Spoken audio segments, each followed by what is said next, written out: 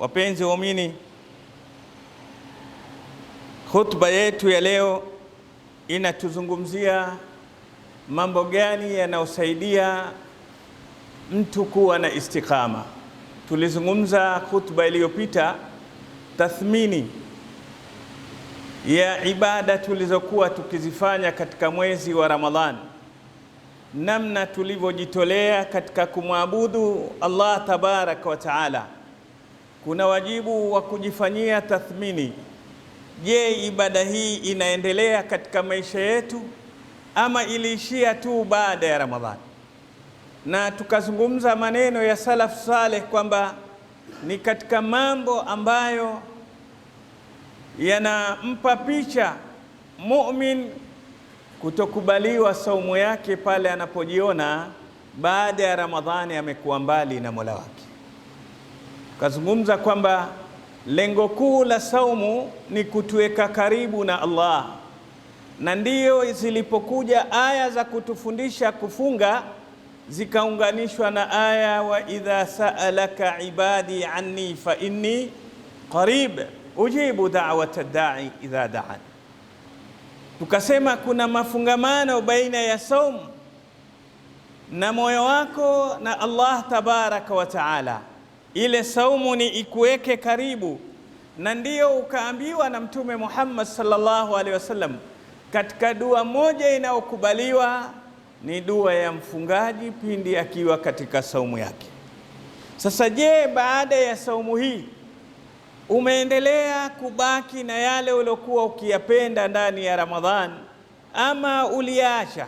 Hii ilikuwa ndio hutuba yetu leo. Tutazungumza mambo gani ambayo yatatusaidia ili tuweze kudumu katika kule kumpenda Allah tabarak wa taala na kuthubutu katika dini ya Allah tabaraka wa taala. Na hiyo ndiyo maana ya istiqama, ni luzumu taati llahi tabaraka wa taala wa thabatu ala dinihi, kule kujilazimisha na kumtii Allah tabaraka wa taala na kuthubutu katika dini yake. Katika mambo yenye kusaidia kumpa mtu istiqama, la kwanza ad-du'a al-mustamir, ni kuwa utakuwa na tabia ya kumuomba Allah kwa kuendelea. Kila mara unamuomba Allah akuthubutishe katika dini yake. Hakuna mcha Mungu, atqa an-nas huwa Rasulullah sallallahu alaihi wasallam. Mcha Mungu zaidi ni Mtume Muhammad sallallahu alaihi wasallam, na tunakuta katika dua zake akisema ya muqallibal qulub thabbit qalbi ala dinik, ya musarrifal qulub sarrif qalbi ala ta'atik. Ewe mwenye kuzizungusha nyoyo, kwa sababu hizi nyoyo za wanadamu zipo kwenye vidole vya Allah tabarak wa taala, yuqallibuha haithu yasha. Allah ndiye mwenye kuzibadilisha anavyotaka. Sasa Rasulullah sallallahu alaihi wasallam amuomba mtume akimwambia, amuomba Mola wake akimwambia ya muqallibal qulub, mwenye kuzibadilisha na kuzizungusha nyoyo, basi ubakishe moyo wangu uthubutu katika dini yako, ubakishe moyo wangu katika kuwa na msimamo kwenye taa yako. Dua ni chombo muhimu katika maisha ya mwanadamu, na Allah tabarak wa taala katika jambo alilokuwekea garantii kwamba atakufanyia ni dua. Allah sema ud'uni astajib lakum, niombeni nitawajibu, niombeni nitawajibu. Ina maana kwamba ukimuomba Allah tabarak wa taala Allah atakujibu. Lakini jambo hili la dua limepewa nafasi nyingine, ni kwamba ni kitu cha ziada. Ndio watu wengine mpaka waombewe, ana siku yake mwaka mara moja aite watu wamuombee au waombee wazazi wake. Dua ni katika ibada. Ad-du'a huwa al-ibada, bali Mtume sallallahu alaihi wasallam dua ndiyo ibada yenyewe, na kuwa dua ndiyo ibada yenyewe. Angalia Allah aliutangaza vipi msikiti, wa anna almasajida lillah fala tad'u ma'a Allahi ahada. Misikiti ni ya Allah. Kwa hivyo musilinganie wengine, musiombe wengine wakati mnamuomba Allah, musiweke na wengine ma'a Allahi. Hakusema usiombe mwingine. Pale unapomuomba Allah usiingize mwingine akawa mshirika wa Allah. Muombe peke yake. Idha sa'alta fas'alillah wa idha ista'anta fasta'in billah. Ukiomba moja kwa moja muombe Allah tu, na ukitaka msaada kwa Allah peke yake usiingize watu wengine. Allah tabaraka wa taala aghna shuraka. Allah ametosheka sana, hana haja kabisa na washirika. Tofauti yako na imani yako kwa Allah ni pale utakapoamua yale mambo ya kufanyiwa Allah unamfanyia yeye peke yake. Na ndio wanavyoni wakatuwekea katika kutupa mifano namna ya kuishi na tauhid. Allah ana mambo ambayo yeye ndiye muweza, usiwape wengine fursa kuwa wanaweza. Allah yuhyi wa yumit, wa idha maridtu fahuwa yashfin. Allah yunzilu al-matar. Vitu kama hivi ni vya Allah. Yunazzilu al-ghaith. Allah tabaraka wa taala ndiye anajua anakupa mtoto. Sasa mambo kama haya, yahabu liman yashau inathan wa yahabu liman yashau adh-dhukur. Vitu hivi ambao ni uwezo wa Allah usimpelekee mwingine. Ukimpelekea uwezo wa Allah ukawapa viumbe vingine, ushamshirikisha Allah tabarak wa taala. Viumbe vyake havifiki hapo, kwa sababu Allah ana sifa ambayo hana kiumbe. Qul huwa Allahu ahad, Allahu as-samad. Ma maana as-samad? Allah tabarak wa taala katika sifa yake ni as-samad, kwamba yeye ndiye anakidhi haja za watu tu, yeye hakidhiwi haja yake. Yeye hana kwamba kuna mahali utamsaidia Allah. Sifa ya Mungu anasaidia, hasaidiki. Sasa viumbe vingine vyote vimesaidika. Mitume wamezaliwa, wamelelewa, hawafai kupewa cheo cha Allah. Ukafikwa na jambo ukasema ya Rasulullah, makosa. Mtume hawezi kukuondoshea shida wala hawezi kukuletea madhara. Mtume sallallahu alaihi wasallam, hawa ni katika viumbe bora wa Allah tabaraka wa taala, wamekuja kwa ajili ya kukulekeza njia ya kumfikia Allah. Kazi tunaostahiki na kubwa tunalotakikana tumfanyie mtume ni kumsalia Mtume Muhammad sallallahu alayhi wasallam, lakini sio kumuomba. Una shida zako unamuomba mtume, bali watu husonga mbele zaidi wakaomba mpaka viumbe vingine tofauti tofauti. Hakuna mwenye kuondosha dhara wala mwenye kuleta kheri isipokuwa nani? Allah. Huwa nafiu Allah, yeye peke yake ndiye mwenye kunufaisha na ndiye mwenye kudhuru. Lakini pia katika mambo ambayo ni yake yeye Allah tabarak wa taala ni kuabudiwa. Hastahiki kuabudiwa yeyote mwingine asiye na sifa ya uungu. Na ibada unaisema kila ukiswali, iyyaka na'budu wa iyyaka nasta'in. Unamwabudu Allah tabaraka wa taala peke yake. Huwezi kuipeleka ibada yote, si dua, si nadhiri, si ibada yoyote ukamfanyia mwingine. Anastahiki kuabudiwa peke yake ni Allah. Lakini pia kuna sifa zake Allah tabaraka wa taala na majina yake, uyaamini kwamba sifa ya ukamilifu ni ya nani? Allah tabaraka wa taala. Wa bikulli shay'in alim, huwa as-sami'u al-basir, huwa al-hakim. Majina ya Allah tabaraka wa taala ni kwamba sifa hizi hakuna mwanadamu atakayezifikia mwingine. Asikudanganye mtu akakwambia ana ujuzi wa kupita ubinadamu wake. Hapana, mwanadamu ujuzi wake utabaki ule ule kama mwanadamu, lakini ujuzi uliozunguka kila kitu ni wa Allah tabaraka wa taala, na sifa zake zote Allah. Kwa hivyo ni muhimu katika maisha yako wakati wote uitumie dua, na ndio utakuta katika adhkari zetu kila tukio tunalofanya, ukipanda gari, ukisafiri, ukitoka nyumbani, ukiingia, ukilala, ukiamka, ukivaa nguo, utakuta kote Mtume sallallahu alaihi wasallam amekupa maelekezo ya dhikri yake. Kuna dua unaiomba kila unachofanya. Labda sisi ukumbuka ile ya kula, tena labda chakula kisiwe kizuri sana, manake kikiwa kitamu hata hiyo bismillah waisahau. Lakini maisha yako yote ina dhikri, kila maisha. Ukivaa nguo kuna maneno unastahili uyaseme ya kumshukuru Allah tabaraka wa taala na kumwomba Allah. Ukiamka, ukilala, ukitoka nyumbani, ukiingia nyumbani. Unajua kuna wakati unaingia mmoja nyumbani ukaingia na grupu la watu, ukila ukala nalo, ukipanda kitanda na mkeo na wao wakapanda kitanda kile kile. Kuna watu wengi hulala na vitandani na wake zao na grupu la watu.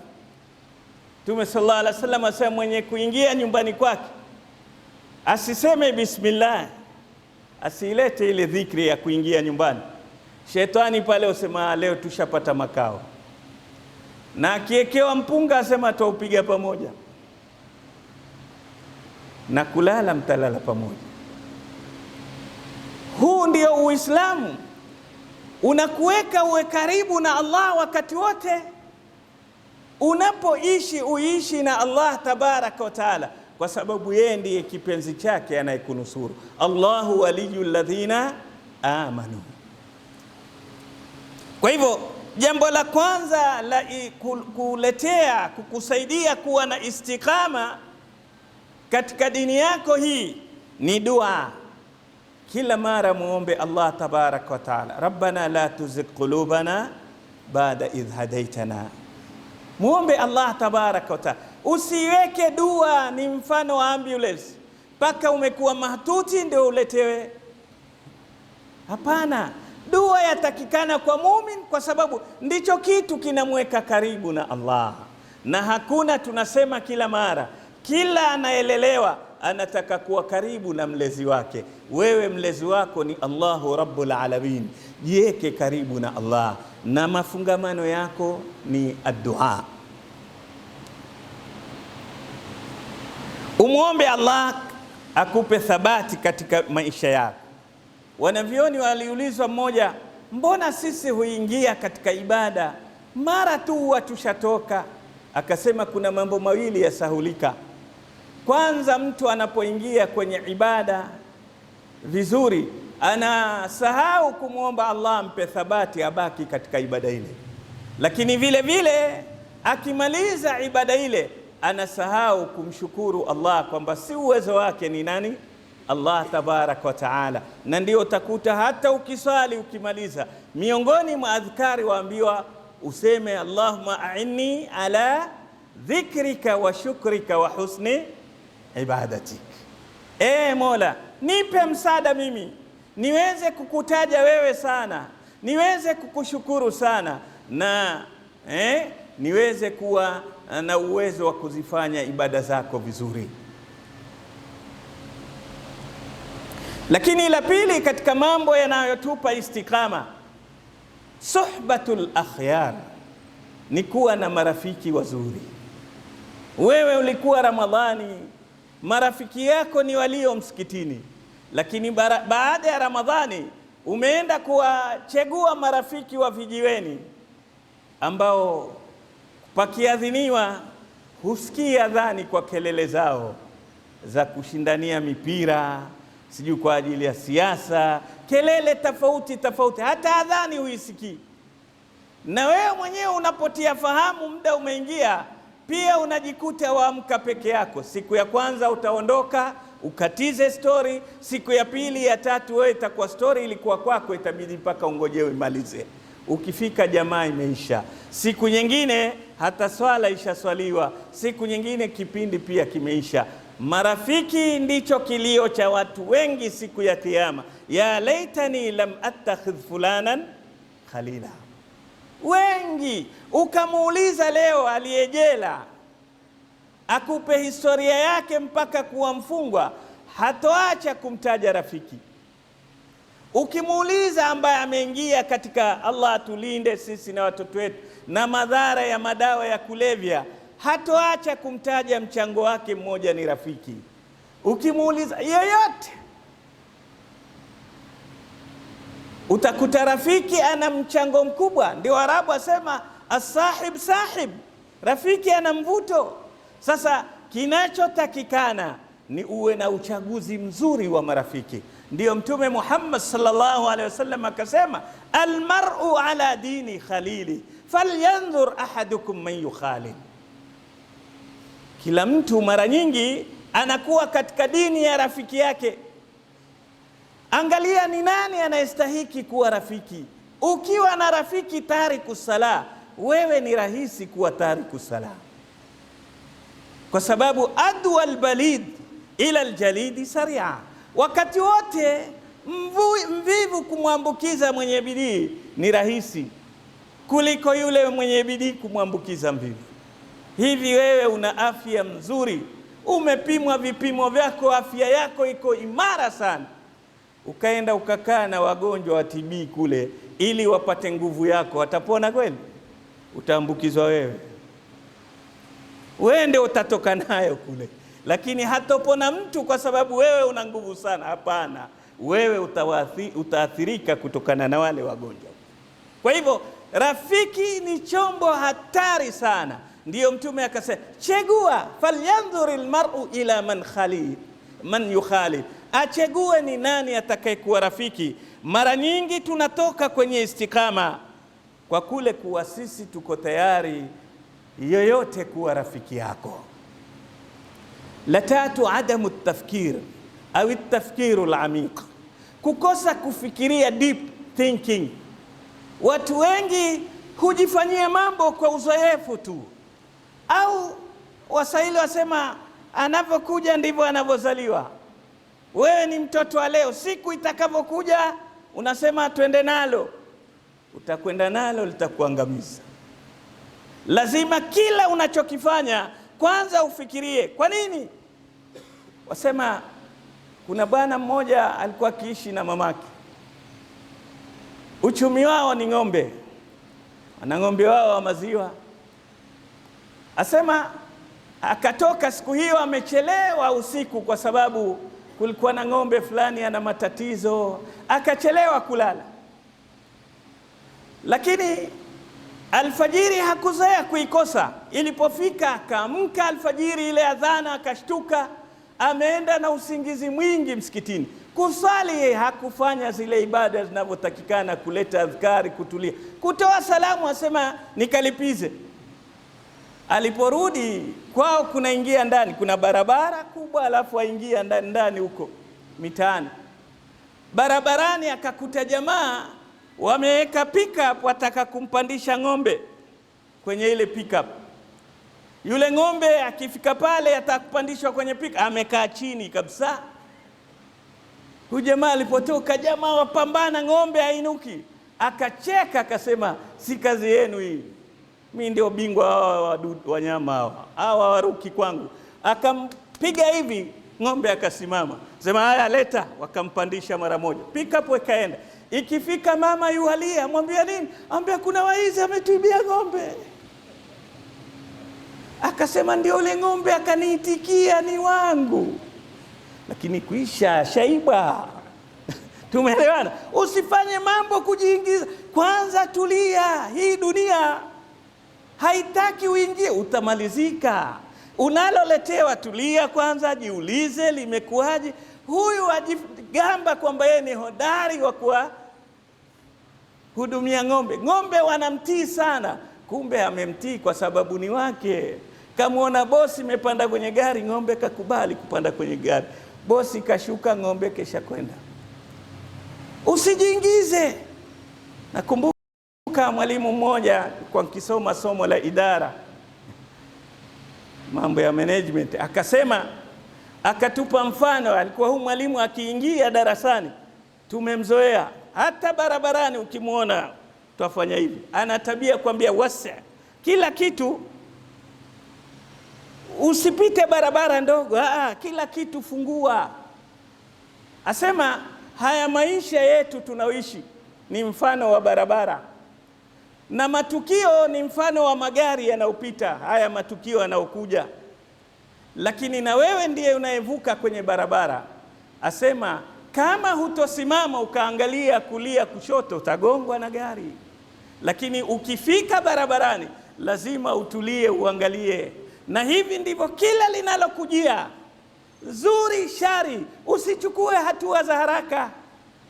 Tuliza kwanza, ufikirie, kwa nini nifanye hivi? Kwa nini ifanyike hivi? Huyu angefikiria kwamba mbona huyu ng'ombe hawa hataki kusimama, mimi amesimama haraka.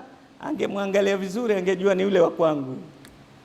Lakini aliharakisha, ng'ombe akaenda akaja kumsaidia mamake kulia. Ni lazima ukitaka katika maisha haya kuwa na msimamo kwenye maisha yako, ni uwe na mtu mwenye umku tafkiri, kujipa nafasi ya kufikiri, kwa sababu kila ukijifunza kufikiri utakuwa mbunifu, na kila ukiwa mbunifu basi utazalisha njia nyingi za kheri. Lakini ukikosa kufikiri utakosa ubunifu, na ukikosa ubunifu basi utazikosa kheri, kwa sababu ubunifu unakujengea vitu ambavyo hauna ukavipata kwa ubunifu wako, na ukikosa ubunifu basi vile vile unakukimbizia vitu ulivyo navyo. Waweza kulala njaa kwa sababu huna ubunifu. Watu wa ilmu nafsi wasema hasara ya kukosa ubunifu. Wasema kuna watu walikuwa kiishi kwenye kisiwa kidogo, chakula chao ni samaki, wenda wakavua wakapika, wamekula kesho tena. Lakini kuna bwana kwa siku wenda baharini mara 2-3 kuvua. Wenzake wakasema huyu ataumia, saa zote uko ndani ya maji, huyu atapatwa na nimonia, atakuwa hivi. Ikabidi wamhurumie, wamwekee mkutano. Mbona sisi twavua mara moja, wewe enda mara 3? Akawambia, mimi ndoana yangu ndogo, nikienda kuvua napata vijisamaki vidogo. Sasa vile vijisamaki nikimaliza kula njaa imeanza, sishibi, nabidi niende tena baharini. Wakamnunulia ndoana kubwa. Jamaa alipokwenda kuvua akajivua jisamaki jikubwa, akaliangalia, akalipima, akalitoa ndoana, akalitupa baharini. Siku ile akalala na njaa kabisa. Wenzake wamwangalia, huyu jamaa kichaa nini huyu? Wakamfuata tena, mbona umepata samaki mkubwa umemtupa? Asema sufuria yangu ndogo. Sasa huyu sufuria yangu ndogo, samaki jikubwa, talipika vipi? Hana ubunifu. Angemkatakata vipande vidogo vidogo, angemkata nusu akauza, akanunua sufuria kubwa. Lakini amelala na njaa kwa sababu ya kukosa nini? Ubunifu. Usiwe ni mtu wa kubebwa tu jamani. Hii dunia leo ilivyofika, watu wanatafuta wale mijifalafala ndio inaobebwa. Ukimsikia mtu leo ameingia kwenye madawa ya kulevya, akikupa historia yake, alionekana jitu fala, akapangiwa hivi kisha utakuwa milioni, akishapiga licha kuwa milioni hata limekuwa halioni. Wewe lazima uwe ni tofauti na kiumbe kingine. Mmoja katika wasomi asema, mimi najijua niko hai kwa sababu nafikiri. Kule kuwa naweza kufikiri basi hiyo ndio mimi dalili ya kujijua niko hai, kwa sababu mwanadamu asiyefikiri kama maiti tu. Kwa hivyo ni katika sababu za kukufanya wewe ubaki kwenye tabia hii ya istikama, pale ambapo utakuwa. Na ndiyo Qur'ani imekariri sana neno hili, afala yatafakkarun afala yatadabbaruna alquran. Aya nyingi zimetuamrisha sisi kufikiri. Lengine katika lenye kutubakisha kwenye istiqama, al-iqbalu ala al-Qur'ani al-Karim, ni kule kuilekea Qur'ani, tuipende sana kuisoma Qur'ani na kuizingatia.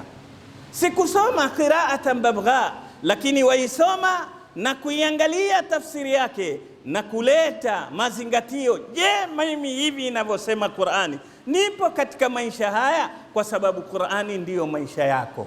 Kama uko nje ya mstari wa ile aya ulioisoma, ujiregeshe, ni sababu ya kubaki katika istiqama.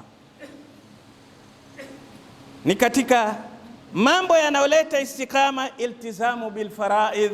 Kila lile la faradhi uwe utakuwa wewe umeambatana nalo, halikupiti. Swala 5 unaziswali kama zinavyotakikana, na kuziswali swala hizi. Swala zina haki mbili, ya nje na ya ndani.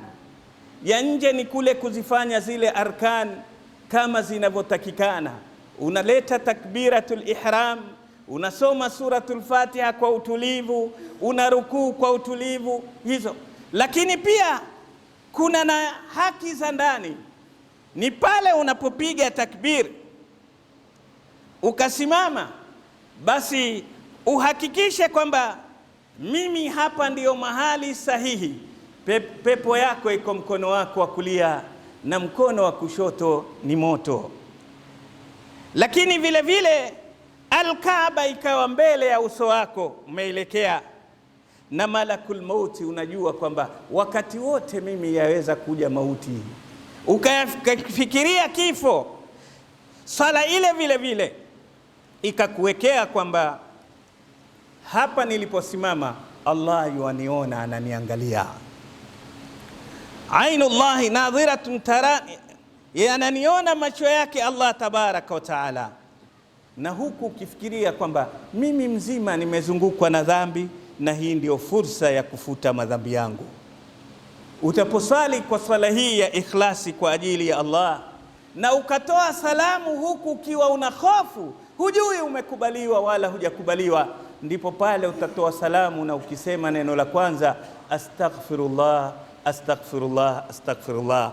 Hii ndiyo sala itakayokusaidia, sio sala ya kusema wacha tukatekeleze wajibu, wacha tukaondosha hilo deni, wacha tukabwage mzigo. Swala hii haiwezi kukusaidia katika kupa thabati.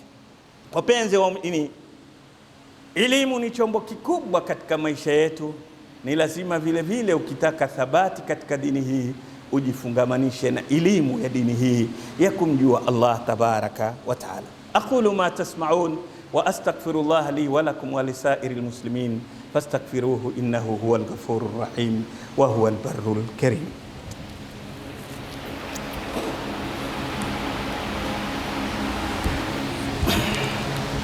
Alhamdulillahi hamdan kathiran kama amar, wassalatu wassalamu ala sayyidil bashar الشفيع المشفع في المحشر صلى الله عليه وعلى آله وأصحابه. ما اتصلت عين بنظر وسمعت أذن بخبر. اتقوا الله عباد الله فإن الله مع المتقين. يا أيها الذين آمنوا اتقوا الله وكونوا مع الصادقين. وقال تعالى ولم يزل قائلا عليما وآمرا حكيما وتشريفا لقدر المصطفى صلى الله عليه وسلم وتعظيما. إن الله وملائكته يصلون على النبي يا أيها الذين آمنوا صلوا عليه وسلموا تسليما. اللهم صل على محمد وعلى آل محمد كما صليت على إبراهيم وعلى آل إبراهيم إنك حميد مجيد. وبارك على محمد وعلى آل محمد كما باركت على إبراهيم وعلى آل إبراهيم إنك حميد مجيد. اللهم اغفر للمؤمنين والمؤمنات والمسلمين والمسلمات الأحياء منهم والأموات. ونسألك اللهم أن ترضى عن خلفاء الرسول الأربعة وعن سائر أصحاب رسول الله أجمعين. اللهم ارفع المقت والغضب عنا، اللهم ارفع المقت والغضب عنا، اللهم ارفع المقت والغضب عنا، ولا تسلط علينا بذنوبنا من لا يخافك ولا يرحمنا. اللهم آمنا في أوطاننا، اللهم أمن أوطان المسلمين، اللهم أمن أوطان المسلمين. اللهم إنا نجعلك على نحور الكافرين، اللهم إنا نجعلك على نحور أعدائك وأعداء الدين. اللهم إنا نسألك فيل الخيرات وترك المنكرات وحب المساكين، وإذا أردت بعبادك فتنة فاقبضنا إليك غير فاتنين. فيا نعم المولى ويا نعم النصير، غفرانك ربنا وإليك المصير. بفضل سبحان ربك رب العزة عما يصفون، وسلام على المرسلين، والحمد لله رب العالمين.